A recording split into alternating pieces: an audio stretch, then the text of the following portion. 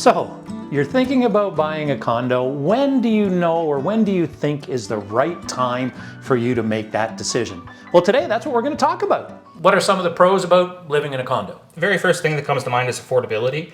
A lot of the times, condos themselves are going to be more affordable than a home of an equal size. You might end up more comparable in price once you start adding in condo fees, but those do take out some of the costs that you would normally associate with home ownership, like snow removal or Water generally. Yep. Water, some of your utilities, depending on the unit, you always have to double check, but it can usually lighten the load on your overall bills.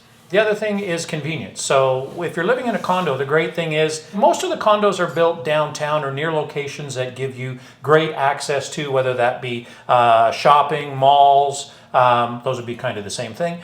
Transit, any type of thing is usually in and around where they're building the condos, because higher density, people generally, maybe they don't use their car, maybe they walk more. Also, if, for an example, like in Barrie, we have an unbelievable waterfront. So a lot of our condos are on the water. So people have a spectacular view. They're not usually as big, right, as a house, but everything in 99% of the cases is on one floor. Yep. So older people have a tendency to lean towards these because of the fact that everything, they can come up in an elevator and everything is on one floor. Yeah, and going back to the condo fees that I mentioned earlier, you also get amenities, which word that means nothing but also means a lot. You're looking at stuff like games rooms, pools, gyms, sometimes you got party rooms, rooftop access, all that sort of stuff that you don't have to maintain yourself, but you pay a little extra to be able to use. And guest suites is another thing. So what happens in some of the units, especially downtown overlooking the water, if you have company coming over and say you only have a one bedroom or you have a two bedroom that both rooms are being used,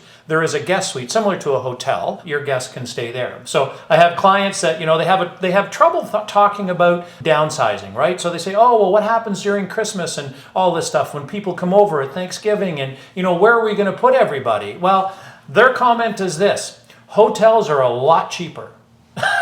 So their comment is, hey, we'll put them up somewhere, because if you're only going to have people over once or twice a year, why do you need an 1,800 square foot condo? Another of the benefits with a condo, in most cases in Barrie, you get underground parking. So you don't have to worry about the weather, you don't have to worry about cleaning off your car. And some of them have, like in the underground parking, they have car washes. So a lot of great benefits for you. And the one thing just to be aware of, if you're getting into a 2-bedroom condo or a 3-bedroom condo, make sure that the number of parking spots align with that. Resale-wise, it's difficult if you have a 2 or a 3-bedroom and only one parking spot.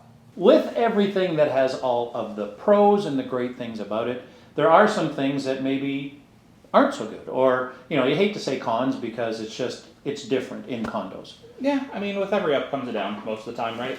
So an example of that is condo fees, right? On one side, they're plus, hey, there's all this stuff that you're paying for that'll help you out in the long run.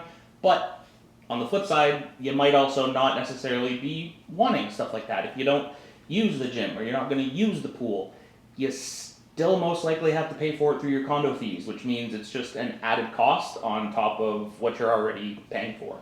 The other thing that can happen with your condo fees is maybe the building as a whole gets a special assessment. So it may not be your unit itself, or maybe there's a roof issue on the very top of the unit, or maybe it's exterior if it's a case where it was stucco, or there's a couple condos in Barrie where they've had special assessments. So even though it may not directly affect your unit, it does affect you in the overall, where you'll have a special assessment in your condo. A couple other things to think about: privacy. People don't really think about that in a condo. You're coming up and down an elevator with people all the time. So, if you don't like being around a lot of people, sometimes, that can be a bit of an inconvenience as well. It's a community, right? Everyone's living in the same building, so you are going to bump into other people. It's not going to be secluded living, so it is something to keep in mind. And the other thing is storage. Generally, when you get into a condo, you've come from a larger unit.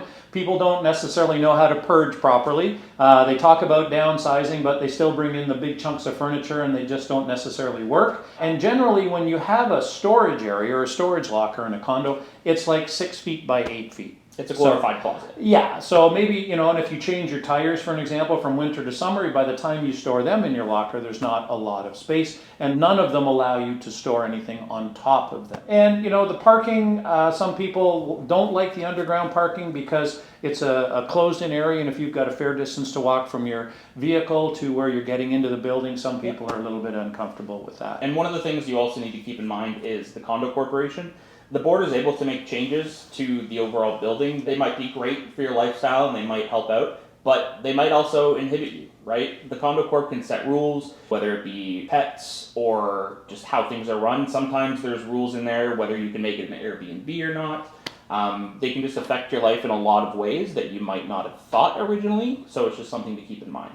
So mom and dad, when they had their condo, they had a situation where they wanted to take down a section of the wall. Now, it was completely within their unit. Nobody else had anything to do with it. We had to get Condo Corporation permission in order to take down that wall. So fortunately enough, they agreed to it, but we had to send in plans and all that stuff for them to get permission from them in order to do that. So the other thing as well, when you're buying a condo, if that's the route you're taking, there is what's called a status certificate. And what that status certificate is exactly what it says. It gives you the status of the Condo Corporation, the strength, the reserves, etc., that are set aside for that special assessment that we talked about, etc. So make sure that you look at that, and if you're doing an offer on a condo, make sure that there's a condition in there on a status certificate. With the status certificate, it saved us on one of our clients. We were looking at a property, and the actual unit itself had leaked into the unit below. Yep. So our client, the agent says, oh no, you don't need a status certificate, you don't need one. We go, well, no, we're going to get one. So we get the status certificate, the lawyer looks at it, and within the status certificate, there was a lawsuit